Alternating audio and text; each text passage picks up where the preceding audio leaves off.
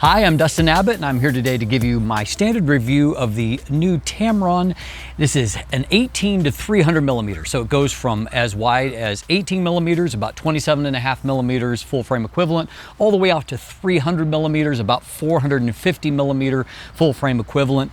It has a variable maximum aperture of f3.5 to f6.3. This is a Di-IIIa lens in Tamron speak, which means it's designed for mirrorless cameras, but specifically APS-C mirrorless cameras. And very importantly here, for the very first time, it's not just Sony E mount, which I'm reviewing here, but there is a version that is coming for Fuji X mount. Very important because this is Tamron's first foray into the Fuji space since Fuji has opened up their mount to third parties. And so I'm really glad to see this kind of support coming to Fuji. And I think that this is an intriguing lens for some of the bigger Fuji bodies like the X-T3 or the X-T4, because as you can see, it is a fairly good size lens. And so I think it's going to be an intriguing option there for some reasons we'll get to in just a moment. This also has their VC or vibration compensation, so an image stabilizer built into it, and it has a VXD, which is a voice coil extreme drive, I think is what that stands for. But what all that breaks down to is this is a premium linear focus motor, so it has lots of speed, lots of torque, very quiet, very fast in operation. In short, Tamron has put a lot of their best technologies into this lens, and so it makes it a very appealing lens at a price point of right around $700 US. So for example, not long ago, I did a review of the Sony 18 to 135 millimeter. This is an f3.5 to f5.6 lens. It does have a stabilizer, but it runs you about, it's a good lens. I liked it, by the way. But it runs you only about $50 less than what the Tamron does. Now, obviously, if you're wanting to travel small and light, this is a much smaller and lighter lens by comparison, with the Sony weighing in at 326 grams, while the Tamron weighs in at 620 grams. So, you know, obviously a very different weight size, and also the Sony is 88 millimeters versus 125.6 millimeters for the Tamron. And so obviously it's a big lens. However, that $50 difference, you're not really getting any additional features with the Sony, and in this case, you are getting all the way from 135 millimeters to 300 millimeters of extra reach. That's kind of a big deal. And this is the first for these APS-C mirrorless systems, first one to have a near 17 times zoom ratio, which is huge, obviously. So as far as the handling and features here, as noted, it's a fairly significant lens in terms of size. It does have, as almost all of these Tamron lenses for Sony E mount have had, it's got a 6-7 millimeter front filter thread, which means you can share it across any number of their other options there. So that's certainly a welcome feature. And it does have a thorough degree of weather sealing, starting with a gasket at the lens mount. And as you can see from this diagram, there's about 9 overall seal points, in addition to having a flooring coating on the front element. So all of that is very welcome. What's not here is any kind of switches on the barrel. Now, first-party lenses like the Sony, all that you've got is an AF/MF switch, so it's not like there's a lot less than the competitors, but there is not even an AF/MF switch. I always like having that. Only thing you've got here is a lock for the zoom, and that only locks at the 18 millimeter position. The first ring you get to is a manual focus ring. Nothing special, but at the same time, nothing bad about it either. It has no kind of stickiness. It has a good amount of damping, so it gets the job done. And then there is a much wider zoom ring here. Now, as you can see, the lens extends out about 8 centimeters. When it is fully extended out, there is a double inner barrel, and so it does so, but it still zooms pretty smoothly, and there's no wobble or anything in that. The tolerance seem good. It seems like it's well designed. And of course, having the the internal sealing at different points is going to help to make sure that you're keeping dust from getting in there, even when the lens is extending in and out. So again, not a small lens, but you know, not a onerously large lens either. And I like to look at it from the perspective of the fact that this goes all the way out to 300 millimeters. Really, your only other kind of chief option there from Sony is the 70 to 350 millimeter, you know, telephoto zoom. And it's actually longer and heavier than what this lens is. And so, you know, when you consider that it's, you know, basically this lens plus that lens in terms of focal length, you know, with a little bit of reduction there, you know, the size becomes a little bit more reasonable. And as we're going to see, I think that Tamron engineered, not to say only for performance, but they, I think, designed more for performance than just making it as tiny as possible. Included, you do have a lens hood here.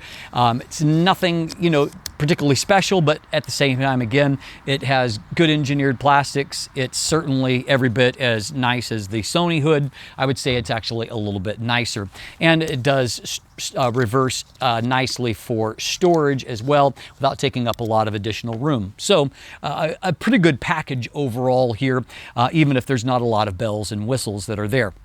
So as noted on the autofocus front, we do have a VXD linear focus motor, and so that allows us to get fast and accurate autofocus, nice and quiet. As we can see from my focus pull test, there's no noise in operation. Focus pulls are nice, and I will note that there's almost no focus breathing that I see there, so a positive if you are a video shooter. Also note that when I approached the camera and you know, seeing how I did for tracking eyes, that I got a good performance there. And out in the field taking photos, I had good focus accuracy and no major focus issues to report there. And so, I mean, kind of whatever my subject was, I was able to get good focus accuracy. And having that additional torque helps to solve a problem that sometimes exists in these lenses, in that they focus fine at the shorter focal lengths, but when you start to get out towards the telephoto end, you'll have a noted dip in autofocus speed. That's really not the case here. And so that just adds a little bit of versatility. I'm not to say that this is a dedicated sports lens. I think that's overselling its qualities, but I do think that if you dabble in a lot of things, this is an all-in-one lens, so it does allow you to dabble. And I think that you can get some reasonable results in decent light of, you know, wildlife subjects, maybe even some birds in flight, if you have a decent camera for tracking. So it enables you to just have more options, and I think that that's kind of the point of a lens like this. Now, like some other recent Tamron zooms, you actually have two different minimum focus distances. And so your minimum focus distance at 18 millimeters is, I believe, 15 centimeters. The only problem is, of course, is that from here to the front of the lens is about 13 of those centimeters. And so that means that you have very, very little room from your subject. So you can get up to a 0.50 times magnification. That's 1 to 2 life size. Very useful, and image quality is good.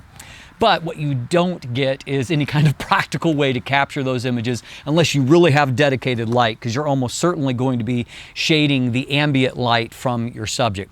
So you're going to probably have to back up just a little bit, give yourself a little bit more working room, and accept a little bit lower magnification figure. However, on the telephoto end, it's right under a meter of working distance, and you still get a very useful 0.25 times or a 1 to 4 life size magnification. And so it's a more usable and accessible, and somewhere in between there you might find a moderated position that works just great for you in getting those close-ups. Again, you have options here. And one thing that I will note is that if you're using this lens for video at the 18 millimeter position, you basically have a situation where you can get really close to your subject without worrying about not being able to focus on it any longer. Basically, by the time the lens stops focusing, you're bumping into your subject. So as long as you avoid doing that, you'll find this to be a useful application. Now, let's talk optical quality, because very often I have pretty low expectations. I reviewed a lot of, call them, you know, super zoom type lenses in the time past. And one of my, I think my very first non-Canon DSLR lens was actually an earlier, much earlier Tamron 18-270mm. That lens had a really buzzy micro motor, and the image quality was just okay. You basically had to stop it down to get any kind of reasonable results. So that's kind of been my expectation of these lenses along the way. And it was only when I reviewed the more recent for Sony 28-200mm from Tamron that I actually was very pleasantly surprised by the performance there. It really exceeded what my expectations were, and I gave that lens a very positive review. In many ways, I think that Tamron has learned some lessons that is enabling them to make better super zoom type lenses, because this lens, it's not to say it's going to give you any like prime-like image quality throughout the zoom range. It doesn't, but it gives you very good image quality throughout the zoom range, and very usable throughout it, and without a lot of huge issues. So first of all, when it comes to distortion, At 18 millimeters, there certainly was a fair amount of barrel distortion. It's linear, and so that you don't end up with any kind of mustache pattern, which was a problem, by the way, of that Tamron 18-270 that I had way back in the day, a very noticeable mustache pattern. That's not a problem here, so it corrects just fine. And by the way, you will get in-camera support for JPEGs and video. It's only raw files that you have to correct after the effect in post-processing. Vignette, however, is surprisingly low, just a little bit over a stop. And as you start to zoom out, that distortion very quickly leaves barrel territory, and by 50 millimeters, you've actually inverted to a little bit of pincushion distortion, but it stays mild throughout there. And vignette also stays very surprisingly low, to where when I got to 300 millimeters, there's only a little bit of pincushion distortion, about a -3 to correct, and only about a +17 to correct the vignette. So that's not even a stop. And so I was really pleasantly surprised, because often these are two areas that just fall apart in these type of lenses. When it comes to the optical performance, the lens is very sharp in the center of the frame, wide open, with, you know, some drop off to performance toward the edge of the frame in sharpness and contrast, but still very usable corners, particularly when you stop it down. As you start to zoom throughout the zoom range, I found that the weakest performance was probably in the 50 to 70 millimeter range, where it just didn't get as sharp, but it's sharper again at 100 millimeters, very sharp between 100 and 200 millimeters. At 200 millimeters, I started to see some weaker performance in the mid-frame and the corners, which also carries on to 300 millimeters. Stop it down to f8, however, and it sharpens up again fairly nicely. And that was in demanding conditions. I do all of my chart test at a 200% magnification, and at only 100% magnification, the images looked very good. And of course, that's the way you're going to look at real images. I just like to nitpick as a part of the process, so I see where the flaws are. So in my real world results, I felt like for the most part they were very good, and there was only a few images that I got to where I felt like the sharpness was lacking a little bit. Most of the images I was quite delighted with, and as I zoomed into a pixel level, they were very crisp, and so overall I'm actually very pleased. Now, this lens hood is a little bit short, as you can see. That's because the lens has to go as wide as 18 millimeters. And so you're not gonna, at 300 millimeters, you're not getting a lot of shading from that. But fortunately, I found that overall the flare resistance was fairly good, and you can see a little bit of ghosting as I pan across the sun here. And if I have a really bright light right next to it, as you can see in this test, there's a little bit more of that ghosting artifacts. But overall, again, there's no major weakness here, certainly no more than what comparable lenses have. And so I think that Tamron has done a pretty fantastic job of mitigating the typical deficiencies of a lens like this and giving you a lens that I think is genuinely useful all throughout the zoom range. So at the end of the day, that does make this an intriguing proposition. And if you have been looking for a lens that is either a great travel option or an all-in-one, and you don't mind a little bit more size here, this is obviously going to cover pretty much all the focal lengths that you could want in a travel situation or in an all-in-one situation. And they've executed this without any kind of fatal flaw that I've been able to detect. So at the end of the day, a big kudos to Tamron. This is well worth consideration if you're looking for this type of lens. I'm Dustin Abbott, and if you look in the description down below, you can find linkage to my full text review. You can also check out the definitive review if you want a deeper dive into performance, particularly optical performance, give you more detail there. There's linkage to an image gallery if you want to check out photos. And of course, as always, there are buying links there, linkage to follow myself or Craig on social media, sign up for the weekly newsletter, purchase merchandise. And of course, if you haven't already, please click that subscribe button right here on YouTube. Ring that bell so you get notification when new content drops. You can also check out the new Let the Light In TV channel, where Craig and I do even more reviews over there. So go and check out that new channel as well. As always, thanks for watching. Have a great day, and let the light in.